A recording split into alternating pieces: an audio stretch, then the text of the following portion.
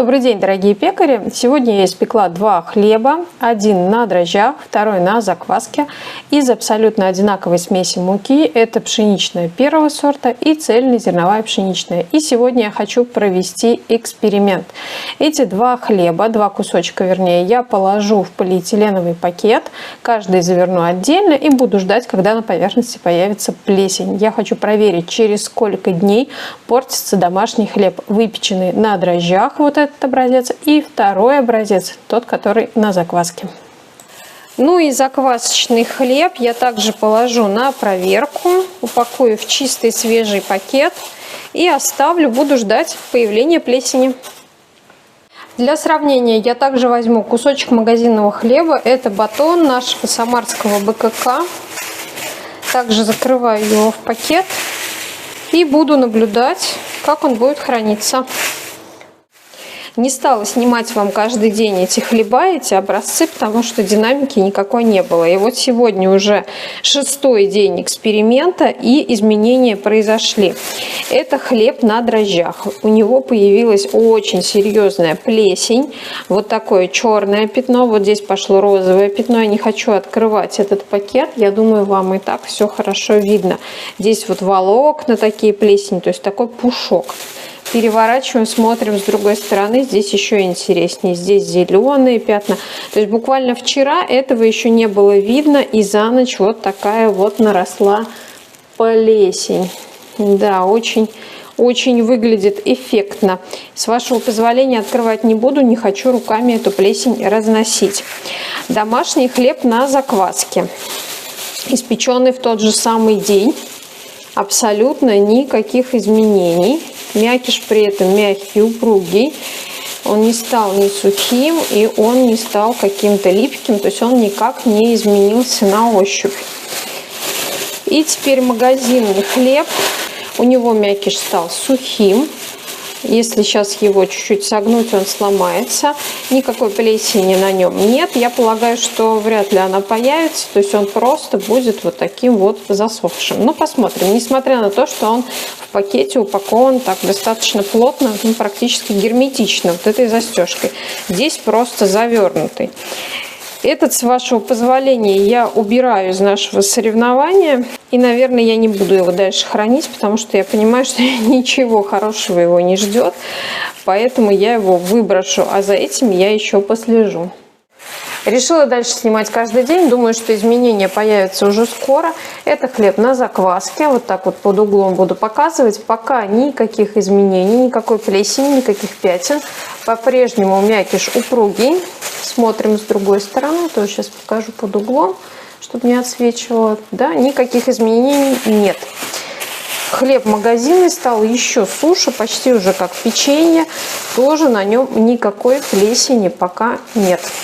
Оставляю дальше. Следующий день. Смотрим на хлеб заквасочный. Все по-прежнему. Никаких изменений я пока не вижу. Хлеб магазинный превратился уже практически в сухарик. И тоже никаких признаков плесени. Оставляю дальше. 9-й день эксперимента. Смотрим на магазинный хлеб. Я думаю, его можно уже достать. Смысла его... То есть он прям ломается.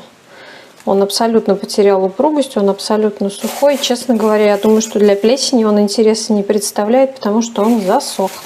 Смотрим на хлеб на закваске. 9-й день. Ага, все, я вижу плесень. Сейчас постараюсь показать. Ну вот, видно. Вот точка плесени. Вот точка плесени.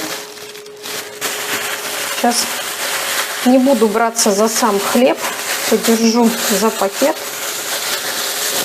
Ну, то есть видно, прекрасно видно, вот она пошла плесень. И это 9-й день. При этом хлеб сохранил свою упругость относительную, да, то есть он не стал черствым, он не засох, он не задубел, в отличие от магазинного. Он остался мягким. И вот плесень его настигла на 9-й день. Итак, какие выводы можно сделать? 2 хлеба. Один на дрожжах и опаре бига, дрожжевой опаре бига.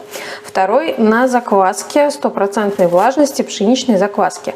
Из одной и той же муки были выпечены в один и тот же день по одной и той же технологии. Они выбраживались. И по одной и той же технологии они выпекались. В итоге хлеб на дрожжах покрылся плесенью, причем черной плесенью.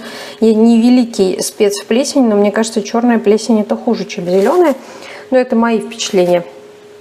Хлеб на дрожжах покрылся плесенью на 6-й день. Хлеб на закваске продержался в 1,5 раза дольше. И признаки плесени на нем появились на 9-й день. Это говорит о том, что хорошо выброженный хлеб на закваске может храниться достаточно долго, при этом не терять свою упругость.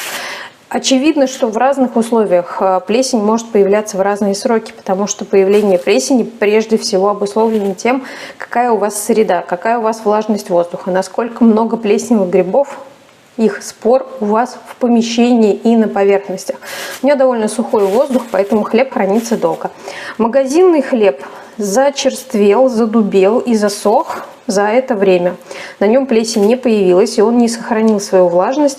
И я делаю вывод, что здесь была нарушена технология выбраживания. Видимо, добавлены какие-то улучшители, которые не дают портиться этому хлебу, но нарушена технология, поэтому он потерял влагу, и поэтому он превратился в такой сухарик, который даже не особо интересен плесени. Ну, что я могу сказать? После этого я еще больше убеждаюсь в том, что хлеб на закваске у меня остается в приоритете. На дрожжах я печь умею. Хлеб получается вкусный, но мой приоритет – это хлеб на закваске. Всем рекомендую, кто еще не вывел закваски, сделать это и попробовать настоящий ферментированный хлеб с участием молочно-кислых бактерий в процессе брожения. Подписывайтесь на мой канал, ставьте лайки, напишите, насколько вам был интересен этот эксперимент в комментариях. Ну и отправляйте ссылку друзьям, пускай домашних пекарей станет больше.